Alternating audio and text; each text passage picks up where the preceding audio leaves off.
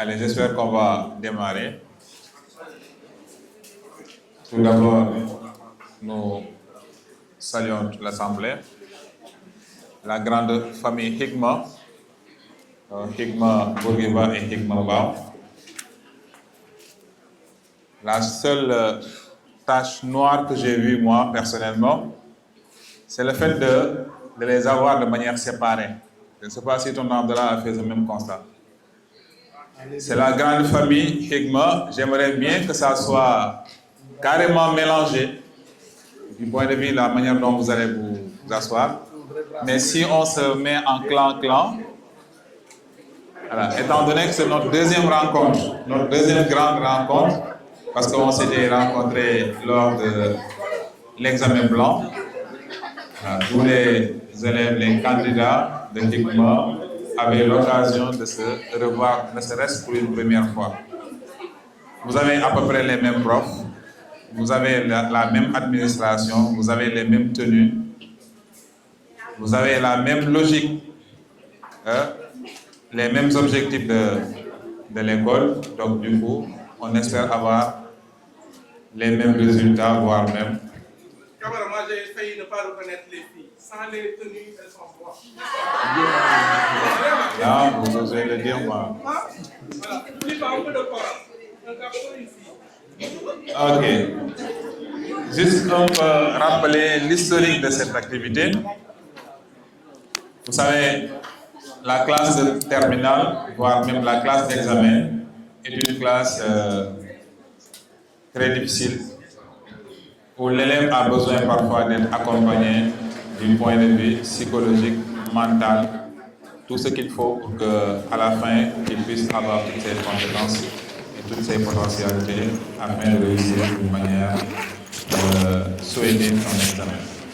Donc l'école avait l'habitude de rencontrer, de faire une activité qui va rassembler tous ses élèves, ses candidats. Souvent, c'est des moments récréatifs où on va sortir des cadres des classes, venir quelque part différent donc, de ce que vous avez l'habitude de vivre durant ces 10 mois, pour ne pas dire 9. Essayez donc d'échanger avec vous, vous préparer mentalement et vous donner des conseils. Et ça a toujours payé, alhamdoulilah. On a toujours eu des retours positifs par rapport à cette activité. Et ce qui est vraiment à saluer, c'est que les élèves, les apprenants, les concernés aiment bien cette activité et au retour, l'administration aussi essaie de pérenniser cette activité. Donc aujourd'hui, on s'est rencontrés ici. L'année passée, on était à la place du souvenir. Cette année, on est au Lac Rose. Peut-être les années suivantes, les autres, vos petits frères, vos cadets vont partir ailleurs. Voilà. Comme à l'accoutumée, donc, on commence nos activités par des versets du Coran. Et toujours, c'est parmi nous, les élèves. S'il y a un volontaire, alhamdoulilah, garçon, Issa, en tant que président, ancien président, s'il y a quelqu'un à nous proposer. Bon, s'il y a un garçon, d'accord. Qui ça? Ibrahim Diop. Oui, Ibrahim Diop. Oui, Ibrahim Diop. Ibrahim. Du côté des filles aussi, je vais avoir un nom. Qui ça? Fatima Lou.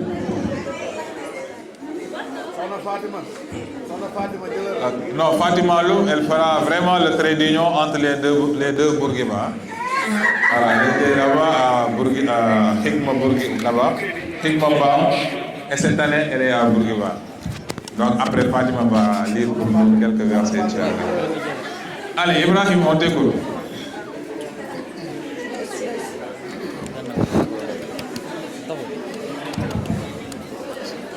أعوذ بالله من الشيطان الرجيم. Ibrahim, sinon tu prends ce micro. Allez, c'est bon. أعوذ بالله من الشيطان الرجيم. بسم الله الرحمن الرحيم. Non, mais c'est bien. Vas-y, vas-y.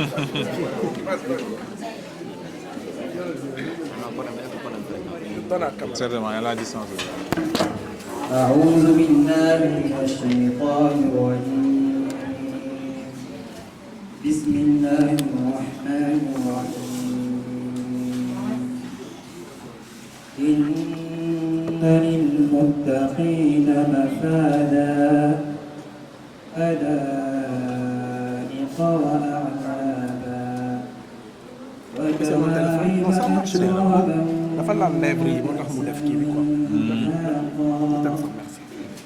لا يسمعون فيها لغوا ولا كذابا جزاء من ربك عطاء حسابا رب السماوات والأرض وما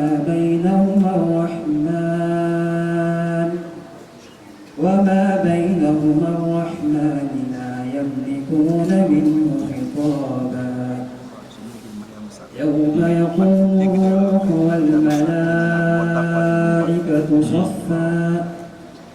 والملائكة صفا لا يتكلمون إلا من أذن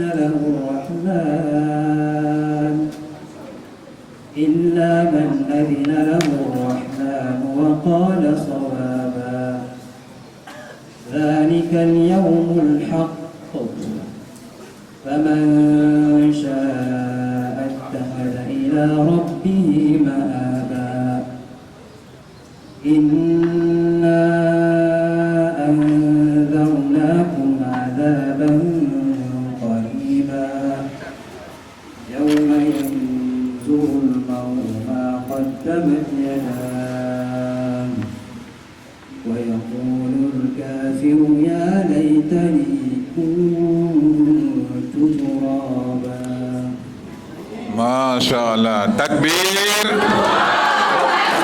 Takbir. Bon, Ibrahim, je ne savais pas que tu es si imam que ça. Hein? Masha'Allah. Ibrahim Diop. Doomu imam ni la mën a mel. Voilà, son papa est imam. Masha'Allah. Allez, sans tarder, on va passer aussi du côté des filles. Fatima a refusé notre micro, soyez témoins. Mais on passe le micro à Maria Massar. Elle est où? Non, je ne demande pas. Là, c'est moi-même qui vais se déplacer. Maria Massar. Ayo, bismillah.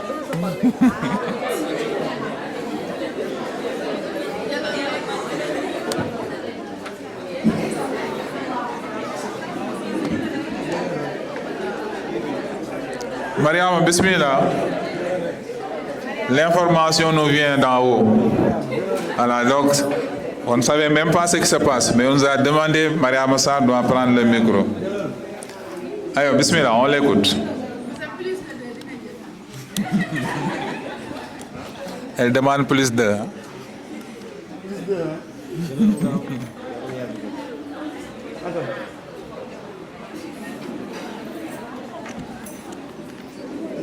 Allez, c'est bon, il va commencer. Vous la laissez se concentrer quelques secondes. Pas 2 pages, hein, quelques versets. Ok. Bismillah.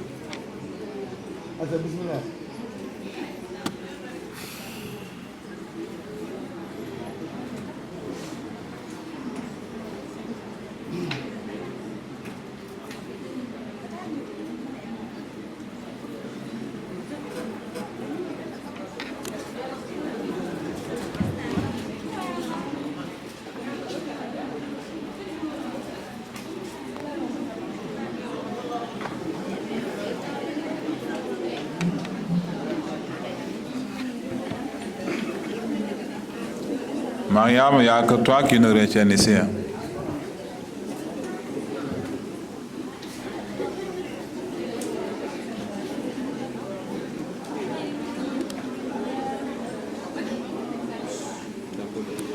Vérifiez si c'est allumé.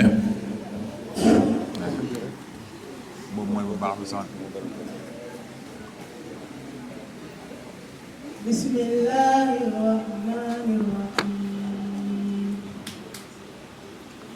Wadduha wal-layli idha saja. Ma wadda'aka rabbuka wa ma qala. Walal-akhiratu khairun laka minal ula. Walasawfa yu'tika rabbuka fatarda.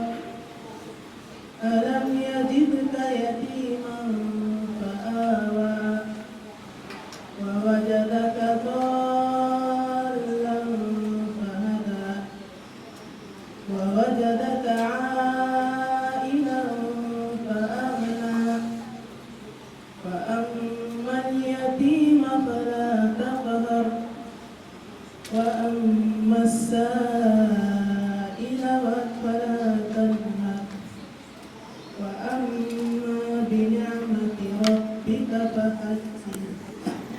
Masha'Allah. Takbir. Masha'Allah. Yalla barkel. Voilà, donc, vous nous passez le micro.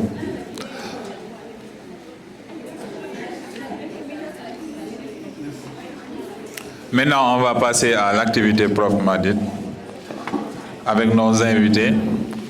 Donc, j'ai sur la table je suis en compagnie de Dr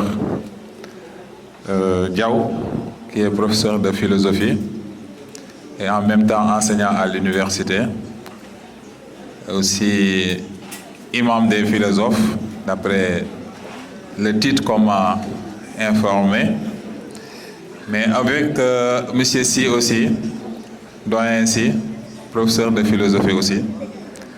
Donc sur la table, on a les philosophes accompagnés d'un apprenti scientifique. Bon, moi c'est M. Camara, pour ceux qui ne me connaissent pas. Voilà. L'activité, ou bien la première partie, va concerner ce qu'on appelle le développement personnel. Souvent, c'est une notion qu'on entend véhiculer. Est-ce qu'on a la bonne perception? Est-ce que la bonne compréhension de ce terme-là, on l'a? À la fin de l'activité, on aura la réponse. Donc, on va donner la parole à Dr Diaw, qui va développer ce concept de développement personnel, qui n'est rien d'autre qu'une occasion pour pouvoir gérer ce qui reste de l'année avant l'examen, mais une information qui vous sera aussi utile en dehors du cadre de l'examen.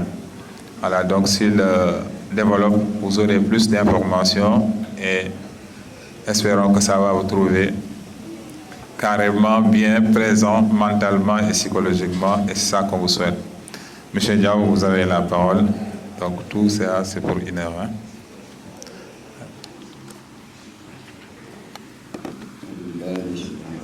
Bismillahirrahmanirrahim. Assalamu alaikum wa rahmatullah. Merci pour la présentation. Même si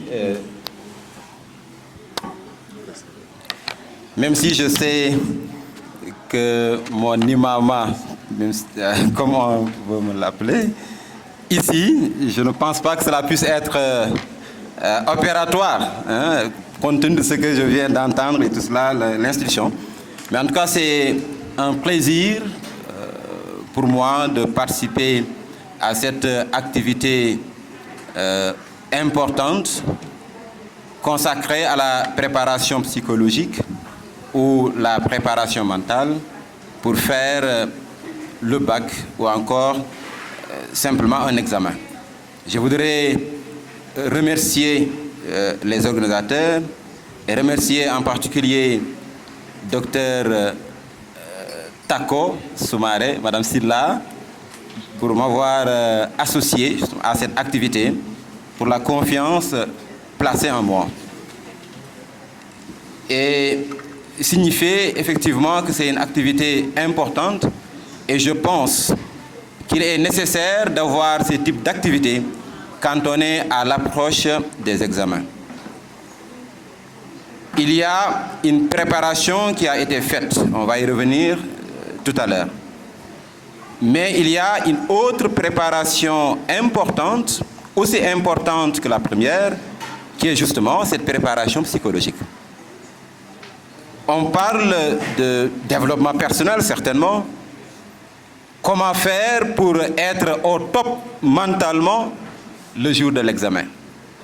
Comment faire pour ne pas subir certaines pressions qui empêcheraient d'avoir les possibilités de faire un examen comme souhaité. Et donc ici, dans le développement personnel qui permet à l'individu de pouvoir non seulement se connaître, connaître son environnement, connaître les influences et pouvoir en même temps gérer ces influences-là pour être toujours dans le bon chemin, si on peut le dire ainsi. Et dans ce vaste champ du développement personnel, nous allons parler spécifiquement sur la possibilité de faire une bonne préparation mentale pour l'examen. Pour ce faire, je vais parler de quelques points, 4 principalement. La préparation intellectuelle, il est nécessaire de revenir. La nécessité d'une bonne préparation psychologique. Le système qu'on peut avoir, une proposition pour contrôler le stress, le gérer. Et enfin, parler de ce qu'on peut appeler la visualisation positive. Je voudrais d'abord commencer par 2 affirmations qui sont plutôt caricaturales et peut-être vous allez m'en dire ce que vous pensez. La première affirmation est la suivante. Un élève qui n'a rien appris peut avoir la chance au bac. Qu'en pensez-vous? C'est vrai, non? C'est pas vrai? C'est vrai. Un élève qui n'a rien appris peut avoir la chance au bac. Je dis que c'est vrai. Hein? C'est vrai? Déjà, détendez-vous, hein, on est dans la préparation psychologique. Hein? Là, on ne donne pas la parole, vous pouvez répondre comme ça, je vous donne l'autorisation. Bon, on va voir la deuxième affirmation. Un élève qui a appris, qui a très bien appris, mais très stressé, a plus de chances au bac. Ah, très bien. Bon, c'est des caricatures, normalement, ça ne doit pas être vrai. On va y revenir. Donc, les 2 éléments, ces 2 phrases, nous montrent l'importance de l'activité. Et le pourquoi j'ai d'abord parlé de la préparation intellectuelle. Si on n'a rien appris, il ne faut rien espérer au bac. Je suis catégorique. J'ai dit, je suis catégorique. Maintenant, il y a ceux qui vont dire, mais il y a la barre. J'ai dit, si on n'a rien appris, il ne faut rien espérer au bac. Mais également, si on a très bien appris, mais malheureusement nous sommes trop stressés, là également, on peut espérer, mais nos chances sont minimes. Alors, c'est quoi la préparation intellectuelle? Vous l'avez déjà fait, c'est d'abord tout le cursus scolaire. Il y a des élèves qui ont un problème pour avoir le bac, ce n'est pas la terminale, c'est le cursus. C'est-à-dire, c'est des élèves, parfois, on le voit, hein, des élèves, parfois, on ne sait même pas par où ils sont passés jusqu'à venir à la terminale. Effectivement. Bon, excusez-moi, c'est ça. Parce que quand un élève parfois produit, ou encore tu jauges le niveau, tu te poses la question, est-ce que vraiment, ne serait-ce que seconde, première, terminale, est-ce que vraiment l'élève a validé ça? Donc le cursus est très important. Voilà pourquoi on évalue, on essaie d'aider, de faire des remédiations pour que l'élève puisse être au niveau. Parfois je dis, il peut y avoir une question de chance, mais la plupart des cas, des élèves qui peuvent faire le bac 2 fois, 3 fois, 4 fois, ce n'est pas tout le monde, mais beaucoup d'entre eux, c'est parce qu'ils n'ont pas le niveau. Ils vont se tuer en terminale, mais ça posera problème, parce que le niveau n'est pas là. Ça, c'est un problème. L'autre élément maintenant, c'est l'année décisive, la classe de terminale elle-même. Quand l'élève a une bonne préparation au niveau donc de son cursus scolaire, mais l'année de terminale, il n'a pas essayé justement, en tout cas, il n'a pas voulu faire ce qu'il doit faire, là aussi ça peut poser problème. Donc cette année-là, c'est une année vraiment où on doit encore plus maximiser nos chances au bac en étant un élève. Voilà. Moi j'ai des problèmes avec un bon élève, soit on est élève, soit on est autre chose. Voilà. Un élève reste un élève. Quand on est un élève de terminale, c'est qu'on est venu normalement et qu'on fait ce que les élèves de terminale font. À ce niveau-là, on est un élève. Maintenant, ces deux éléments, le cursus d'une manière générale, l'année de terminale où on doit tout faire pour avoir toutes les connaissances nécessaires pour réussir cet examen-là, et justement l'année de terminale où la préparation elle est beaucoup plus accentuée, c'est la raison pour laquelle certains pensent que le bac c'est en terminale. Parce que en terminale on dit voilà les terminale nga nek quoi, légui nak bayil tiaxan, légui ngay bay tiaxan. Ça pose problème. Ça pose problème. Maintenant, en tout cas ces deux éléments-là, le cursus scolaire de manière générale et l'année de terminale, influencent fortement le résultat. Mais ces éléments-là ne suffisent pas. Et ça nous amène au deuxième point. Pourquoi est-il nécessaire de faire une préparation psychologique? Si ces deux éléments suffisaient, on pourrait dire, bon, dans tous les cas, si l'élève a fait un bon cursus scolaire, l'année de terminale est bien jugée, donc normalement, forcément, il pourra avoir le bac. Mais malheureusement, tel n'est pas le cas. Il peut y avoir donc des contre-performances. Pourquoi donc il est nécessaire de faire une préparation psychologique? Le premier point que je vais aborder, c'est le mythe du bac. Le mythe du bac. Le bac, c'est un examen qui a beaucoup de mythes. Les gens, parce qu'en parlent d'ailleurs beaucoup, les autres examens passent, mais le bac, tout le monde sait, voilà, c'est le bac. Le 30 juin, là, on saura qu'au Sénégal, il y a un examen qui se passe. L'homme, naturellement, veut les événements, veut être vu, aime, comment dire, les émotions, mais en même temps, si c'est tourné vers lui, il commence à avoir des difficultés. Parce que tout le monde parle du bac. Quand vous êtes dans un quartier, tout le monde, presque, sait que tel élève, cette année, peut-être les années antérieures, il ne savait pas où vous étiez, mais en terminale, on sait que vous faites le bac. Donc finalement, vous-même, vous en êtes conscient. Et ce qui fait qu'il y a justement quelques difficultés à aller sereinement faire le bac. Il y a un autre élément, le taux d'échec. Parce que si je me trompe, on n'est pas encore, à part une année, on était à 50%, je sais pas, voilà, moins de 50%. Donc, ça devient un mythe. Donc, bac bilan là, depuis des années, on ne peut pas dépasser les 50%. Mais ça, c'est quoi, cet examen-là? Et ça renforce le mythe. Et ça aussi, ça peut nous causer justement des difficultés. Mais également, le simple fait de penser au changement de statut. Voilà, après, je serai bachelier, après étudiant, après, peut-être il y a d'autres choses. Donc, autour, comment dire, il y a aussi les conditions d'organisation dont j'ai parlé tout à l'heure, qui fait que c'est vu comme un examen très, voire trop sérieux. On parle de tout, on parle des jurys, comment ils fonctionnent, on parle de la tricherie. Avant le bac, il y a beaucoup d'éléments pour vous montrer que vraiment c'est du sérieux, et tout cela renforce justement cette pression. Et cela nous amène vers deux pressions. D'abord, la pression personnelle.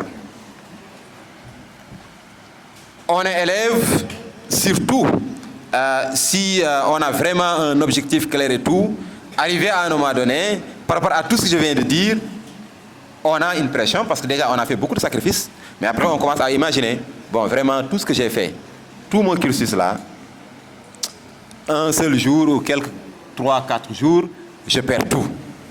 C'est-à-dire la peur de perdre justement tout ce qu'on a fourni comme effort. Ça aussi, ça nous donne une pression. Le couronnement, j'en ai parlé tout à l'heure, le fait de changer de statut et tout cela, le simple fait de penser que si j'échoue, je ne serai pas étudiant. Et donc peut-être il y a quelque chose qui va se passer négativement et ce n'est pas souhaitable. Les études supérieures, on y pense. Le travail après le bac, si on veut, juste après le bac travailler, tout ceci nous amène une pression. Comment je vais faire maintenant pour réussir? Est-ce que vraiment je vais réussir? Ça, c'est l'une des pressions. L'autre pression, c'est la pression sociale. J'ai dit tout à l'heure que tout le monde est au courant, vous faites le bac. Donc le bac devient même un diplôme social. D'ailleurs, il vient de rappeler, c'est récemment que j'ai soutenu ma thèse de doctorat, mais en tout cas moi, le plaisir que j'avais quand j'avais le bac là, c'est pas comme voilà, le doctorat. Pourtant, les diplômes ne sont pas les mêmes. Mais parce que le bac, c'est un diplôme social, tout le monde fait avec toi. Le doctorat, après on t'oublie même. Après, il y a un voilà. Parce que c'est des études, les gens, beaucoup ne sont pas habitués à ça. Après, on t'oublie. Certains même ne savent même pas c'est quoi le doctorat. Quand tu dis docteur, on dit Khana day faj. Voilà. Parce qu'on ne connaît pas carrément ce diplôme. Donc le bac là, quand même, tout le monde le sait. Django, bac, c'est un diplôme social. Et tout le monde attend ça. Ça nous donne une pression.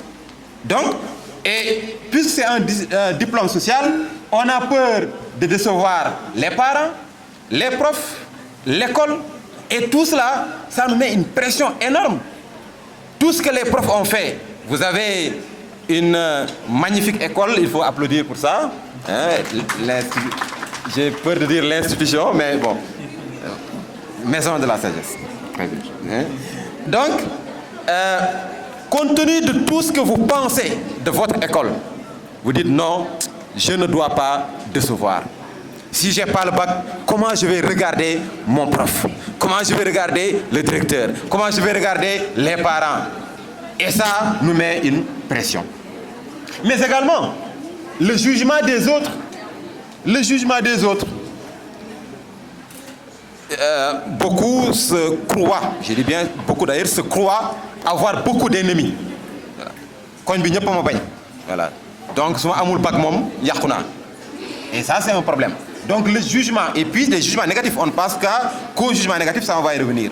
Donc, je dois avoir le bac, non seulement pour honorer mes parents, mes profs, mon école, mais également, je dois avoir le bac pour clouer le bec aux ennemis.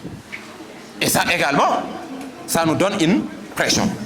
Je ne dis pas qu'il ne faut pas avoir le bac pour clouer le bec aux ennemis, hein, mais je dis, on va y revenir, ça ne doit pas nous amener à avoir cette pression terrible sur nous. Alors, c'est pourquoi, donc, compte tenu de tout ce que je viens de dire, il est nécessaire de se préparer psychologiquement afin de se mettre dans les conditions optimales. Ce n'est pas vraiment évident que de vivre tout cela, que de comprendre tout cela, que de prendre en compte tout cela et ne pas être stressé. Ne pas avoir la peur. Et souvent même je dis, moi je me méfie des gens qui disent qu'ils n'ont pas peur. Je n'ai peur de rien. Ah. Est-ce qu'il y a quelqu'un qui n'a peur de rien? Est-ce qu'il y en a?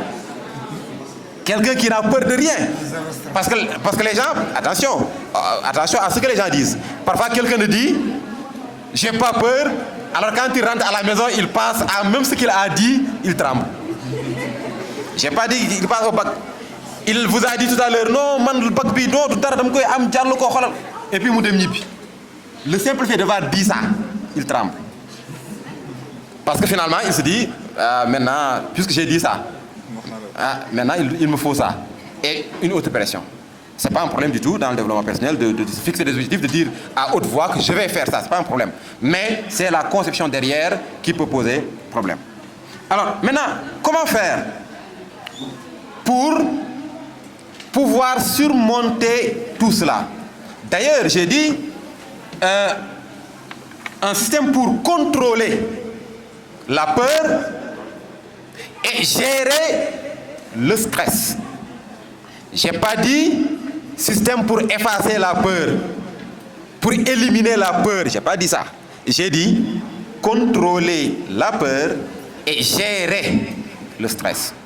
Cela suppose alors qu'on peut avoir peur, qu'on peut avoir un peu de trac. Je préfère même le mot trac, parce que quand vraiment tu as fait tous ces sacrifices-là, quand tu penses véritablement, quand tu es conscient simplement, tu auras quand même un trac. Voilà, parfois, voilà, vous avez quelques tracs par rapport à ce que vous faites. Maintenant, comment faire pour gérer ça? La première des choses, je suis avec un doyen philosophe, j'espère que je ne vais pas me tromper en parlant de philosophie. Il y a l'autre doyen à côté, donc voilà, je suis un peu moi-même, j'ai un peu peur. Il faut que je trouve un moyen de gérer ma peur entre les philosophes là. La philosophie est un exercice d'assainissement de l'esprit. Un exercice d'assainissement de l'esprit, de purification des idées. Épicure dira que c'est pour assurer la santé mentale. Voilà pourquoi il dit il n'est ni trop tôt ni trop tard pour philosopher. Parce que chacun doit pouvoir assurer sa santé mentale. C'est quoi assainissement de l'esprit dans le sens philosophique?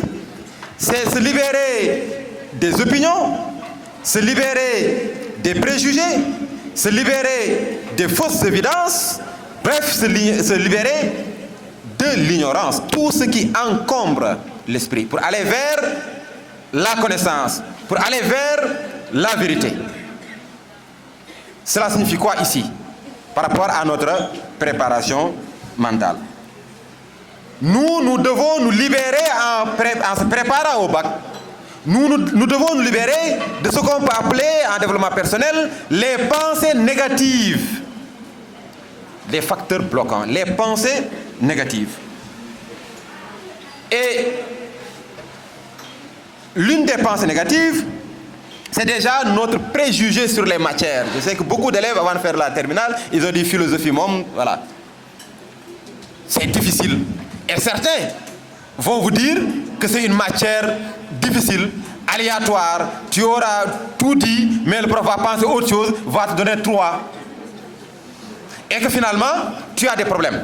Déjà des matières, il y a des matières, voilà, ça au bac, ça peut me poser des problèmes parce qu'on a dit c'est ça et ça. Même si j'ai de la moyenne en classe, mais on m'a toujours dit que c'est une matière aléatoire. Donc on a déjà un préjugé, pas un jugement, un préjugé. On juge avant la complète évidence ou simplement on juge sur ce que les autres ont dit. Donc les matières difficiles. Mais aussi, pensez déjà que les correcteurs sont subversifs, disons, comment dire, méchants. Certains sont subversifs peut-être, c'est pas le mot. Ils sont méchants, ou je voulais dire le mot subjectif. Pas subversif, mais subjectif. Pensez d'abord, avant de partir, les profs sont subjectifs. Les correcteurs sont subjectifs. Les correcteurs sont méchants. Les correcteurs vont faire des lots. Voilà. Si je fais partie des lots de 5, donc j'aurai 5. Pensée négative. Au lieu de se préparer à régler des problèmes scientifiques, c'est-à-dire je n'ai pas maîtrisé tel domaine ou encore telle leçon sur la philosophie, je fais tout pour comprendre ça. Au lieu de penser à ça, mais on pense déjà aux correcteurs. Dans tous les cas, tout ce que je vais faire, les correcteurs sont méchants et d'ailleurs, ils vont faire la plupart du temps, non pas de temps, excusez la redondance, ils vont faire des lots. Déjà, pensée négative. Donc, peu importe ce que je vais faire, je peux avoir une copie qui vaut 15, mais on m'a mis dans le lot de 5. Et donc, ça aussi, c'est une pensée négative. Autre pensée négative à éliminer, le résultat. D'abord, dire que le résultat, on pense trop au résultat négatif. Penser trop au résultat négatif. Ça, tous ces éléments-là, il faut se débarrasser de cela. Si on veut être tranquille, il faut considérer que les matières ne sont pas aussi difficiles qu'on le pense, même si elles sont difficiles, mais quand même on peut faire. C'est pas impossible. Voilà. C'est pas parce que c'est difficile que je ne peux pas avoir une bonne note. Se mettre ça dans sa tête déjà.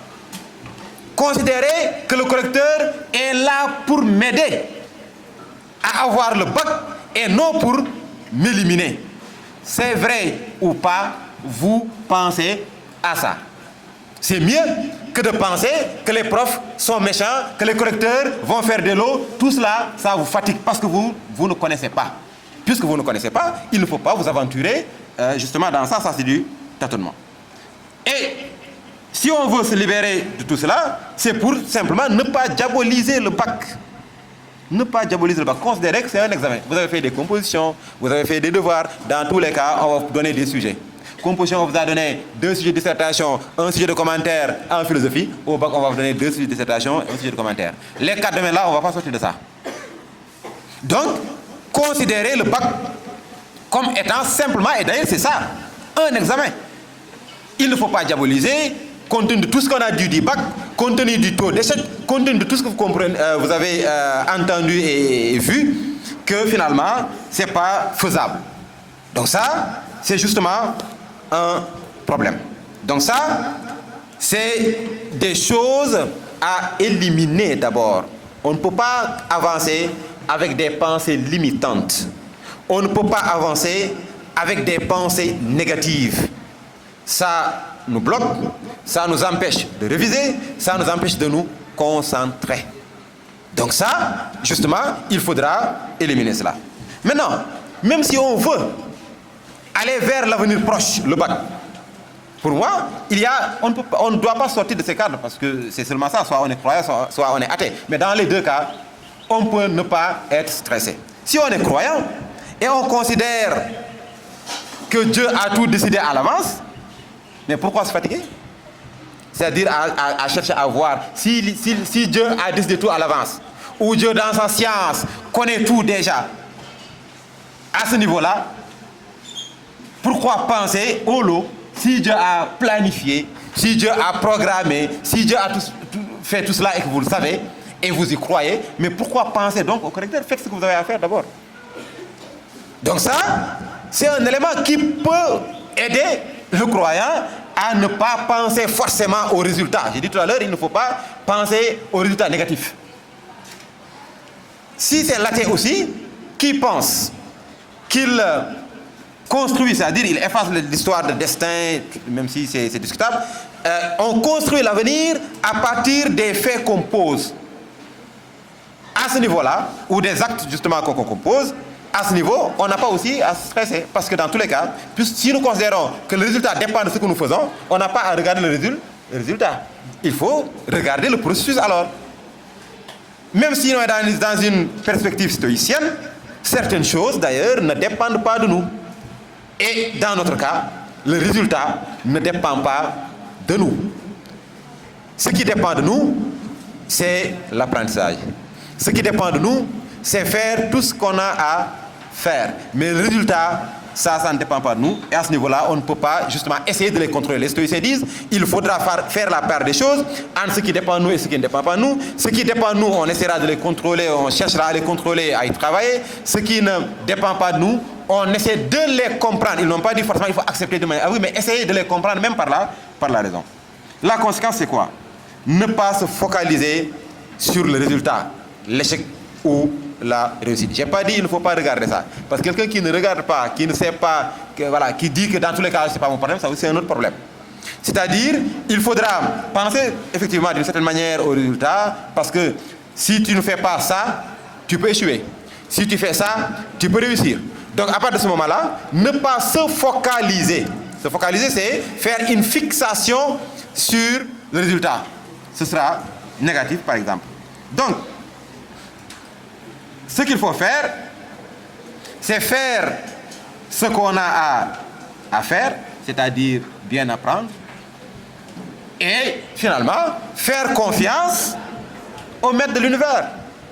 Si tu fais ce que tu as à faire, tu fais ton devoir, le reste, laisse ça justement à celui qui peut s'en occuper. Et à ce niveau, cela impacte même le déroulement de l'épreuve. Parce que là aussi, il y a, même dans l'examen, il y a des élèves qui viennent jusqu'au jour de l'examen et ils commencent à être stressés là-bas. Pourquoi? Parce que on est à L, on nous donne un sujet de philosophie, ou une épreuve, et puis on regarde, dès le départ, on n'a pas bien compris. Et dans notre tête, c'est foutu. Voilà.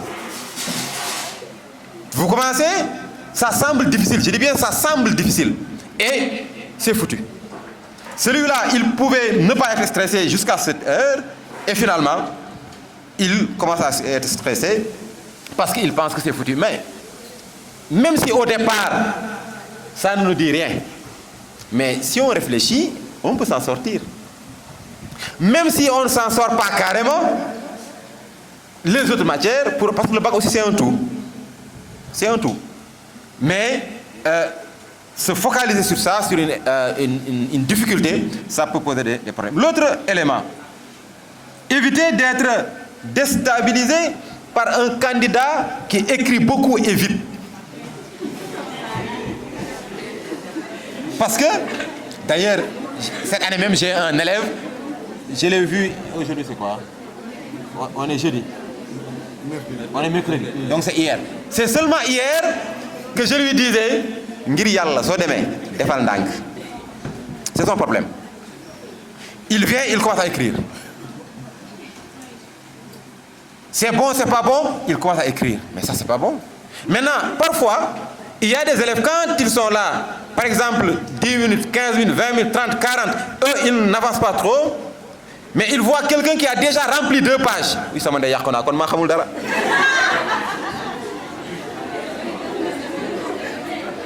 que c'est pas ça.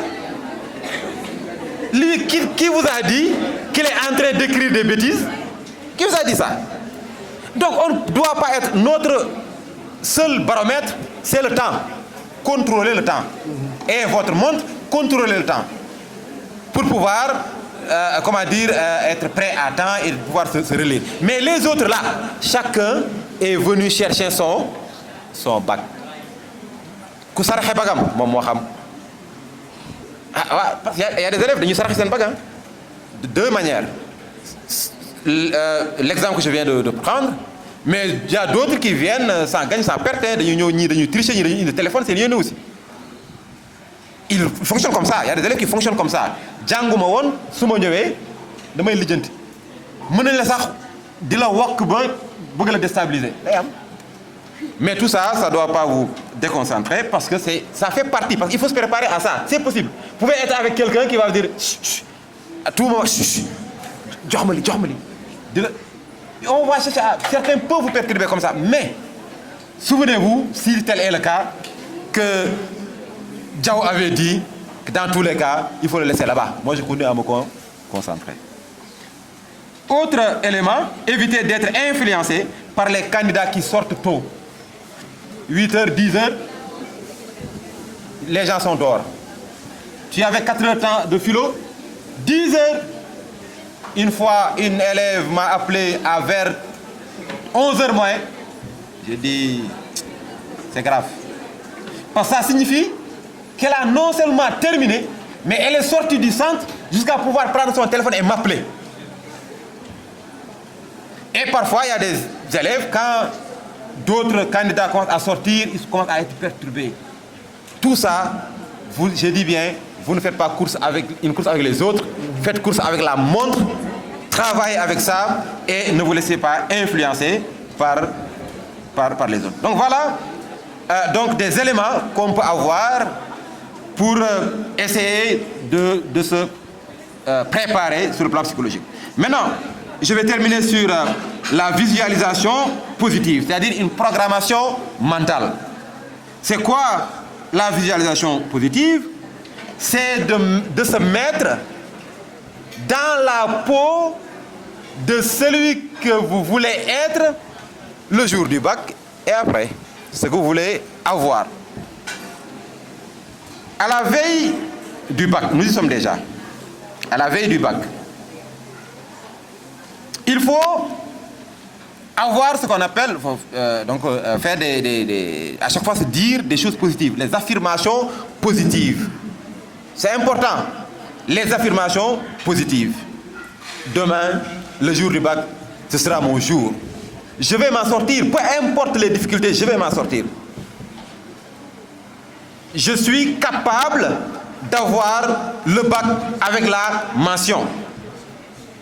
Je peux le faire. Éviter tout ce qui est négatif. C'est-à-dire, est-ce que je vais m'en sortir? Rester jusqu'à un moment donné. Hey, c'est mon prof de philo, je 4 yakuna. Laissez tout ça. Concentrez-vous sur le positif. Je vais m'en sortir, je pourrai le faire, je suis capable. Des affirmations positives. C'est ça, justement, la visualisation déjà au départ. Et à ce niveau, on pourra déjà s'imaginer être en train de passer le bac. Fermez les yeux si vous voulez, c'est une méthode. Fermez les yeux un peu, pensez justement au bac. Faire comme si on a même commencé à faire le bac. Pensez avoir reçu des épreuves qui nous parlent. Des épreuves qu'on peut traiter. Et d'une manière aisée. N'imaginez pas de difficultés. Et cela pourra justement vous aider à vous décompresser, à vous déstresser. Parce que quand on pense à quelque chose de positif, il y a des gens, quand ils pensent simplement à être milliardaires, ils commencent à sourire. Tu es là pauvre, tu n'as rien. Il faut, si vous voulez comprendre la visualisation, tu es là, tu n'as pas, voilà, tu es un chômeur endurci, tu commences à penser vraiment à l'argent, si j'ai ça, je vais faire ça. Tu commences à sourire, tu es seul, hein? Tu commences à rigoler, à sourire, parce que tu t'es créé cette émotion-là, à partir de cette visualisation-là. De la même manière, si vous êtes en train de vous visualiser des choses positives, vous êtes à l'aise, vous êtes même enthousiaste, vous êtes pressé de même passer, parce que dans votre tête c'est ça. Ça ne signifie pas être dans l'exagération, mais c'est une visualisation, ce que vous voulez. Et non, c'est-à-dire, les gens souvent remplacent ça par des pensées négatives. Si je n'ai pas, les gens vont sourire. Si je n'ai pas le bac, mes parents vont être déçus. Si je n'ai pas le bac, arrêtez tout ça. Quand j'aurai le bac, mes parents seront très contents. Quand j'aurai le bac, l'école sera fière de moi. C'est-à-dire, remplacer les phrases négatives par des phrases affirmatives. Ça, c'est une visualisation qui pourra justement vous permettre de vous préparer encore dans les règles là. Maintenant, même après le bac, on était à la veille, même après le bac, l'attente est difficile. Quand on fait maintenant, on dit résultat IEDES. Là également, ça pose des problèmes. Mais toujours, continuez votre visualisation positive. Vous avez fait, vous avez rendu, vous attendez les résultats, dites-vous que vous aurez le bac. Imaginez une délibération où le président du jury scande haut et fort votre nom, manche à la clé. Donc, avant, imaginez d'être dans de très bonnes conditions avec des sujets qui vous parlent. Après, imaginez d'avoir le bac. Donc, la visualisation positive, c'est à ces deux niveaux. En fin de compte, il faut, je vais terminer par ça, il faut bien sûr prier, demander que Dieu vous aide, mais avant de demander à Dieu de faire ce que vous ne pouvez pas, il faut d'abord s'assurer de faire tout ce qui dépend de vous, comme l'a si bien dit Tariq Ramadan.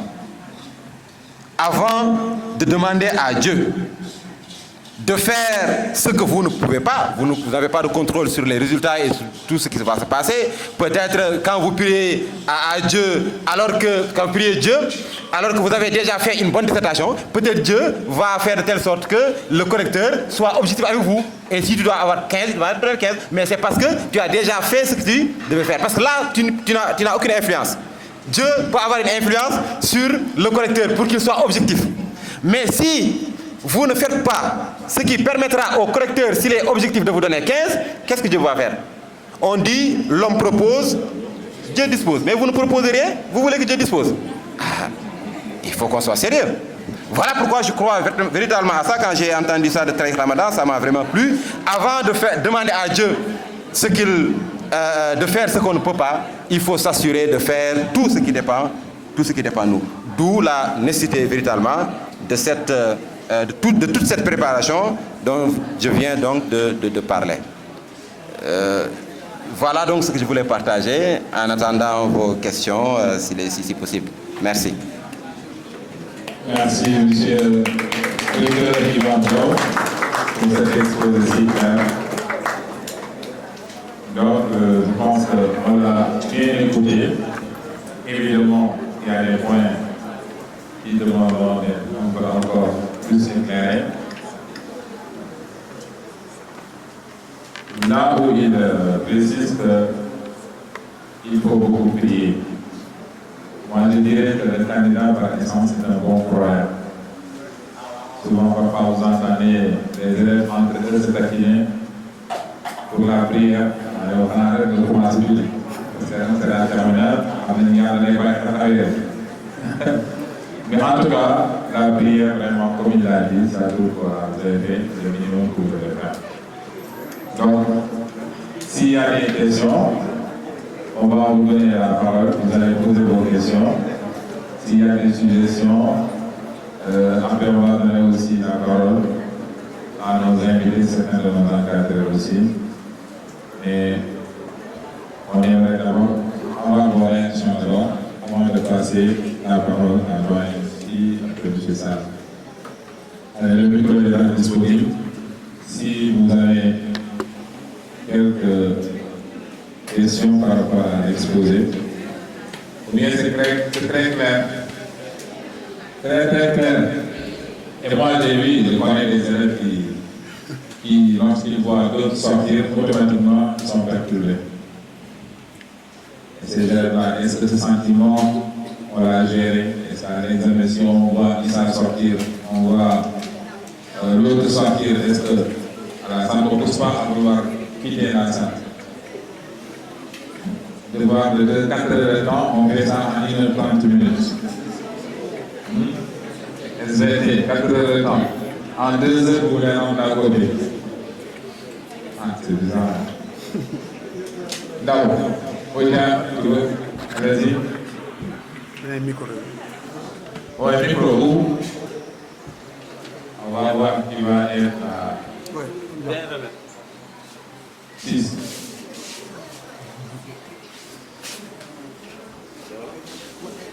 C'est qui? Qui va être la première à prendre le micro et avoir la formation bien?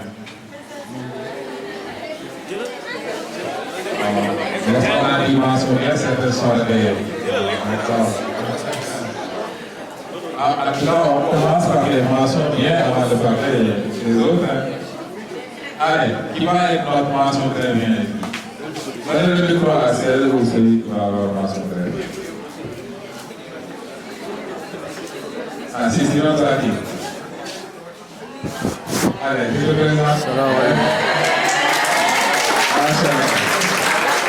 Présente-toi tes sentiments par rapport à l'exposé que tu as entendu. S'il y a des questions aussi.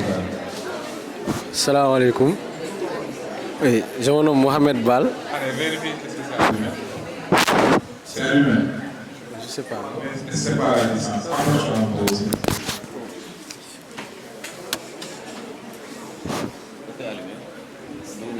C'est lui-même, vérifie. Je pense.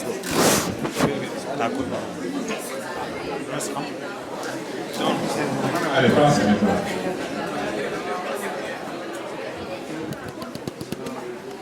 Alaikum salam. Salam alaikum. Alaikum salam. Hello, Mohamed Ba.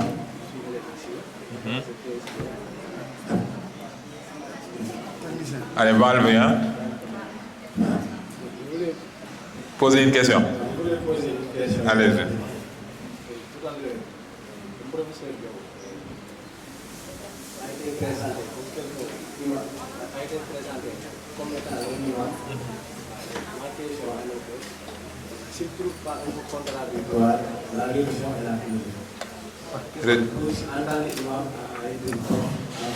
généralement, certains musulmans ont déjà une compréhension négative à l'endroit de la philosophie.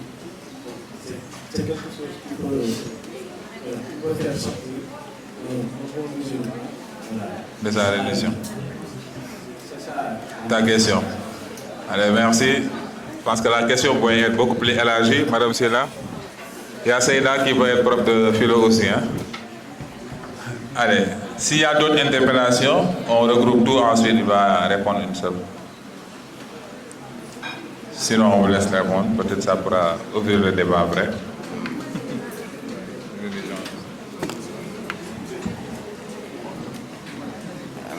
Merci beaucoup pour la question. Vous dites, est-ce que ce n'est pas contradictoire d'être philosophe et religieux à la fois? Je pense que déjà vous avez fait un cours sur les rapports entre philosophie et religion. Ce n'est pas contradictoire puisque je suis déjà philosophe et religieux. Déjà.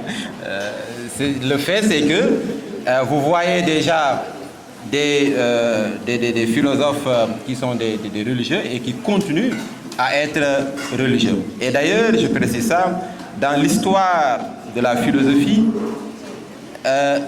l'écrasante majorité des philosophes sont croyants. Vous voyez, est croyant. L'écrasante majorité, j'ai dit. Mais parfois on cite quelques auteurs, on te dit Nietzsche, bon, parfois même on explique ça mal. On cite Nietzsche, on cite Jean-Paul Sartre parfois, on cite des gens pour dire. Donc c'est ça la philosophie. Ça, pour moi, c'est une forme d'essentialisation. La philosophie est quoi? Est définie comme un savoir, en fait, disons un savoir-faire si on est kantiens, c'est-à-dire l'amour de la connaissance, hein, le questionnement, l'usage de la raison. Certes, qui parfois sur certaines questions, on peut avoir un débat par rapport à cela. Mais la philosophie déjà n'est pas contradictoire et plus on avance dans la philosophie, mieux on réfléchit, pour moi, ça c'est personnel, mieux on réfléchit, mieux on est attaché à la religion. C'est ma position personnelle à ce niveau. Et que là, il y a des différences, oui, il y a des différences. La vérité religieuse, elle est imposée. Quand je dis imposée, c'est que ça vient d'un texte et qu'on doit y croire.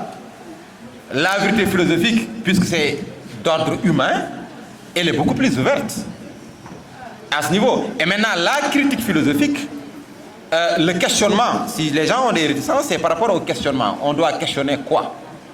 Mais toujours est-il, je pense, qu'un questionnement bien fait, même si ça peut conduire peut-être à l'athéisme, ce n'est pas forcément comme ça. C'est-à-dire la philosophie ne conduit pas.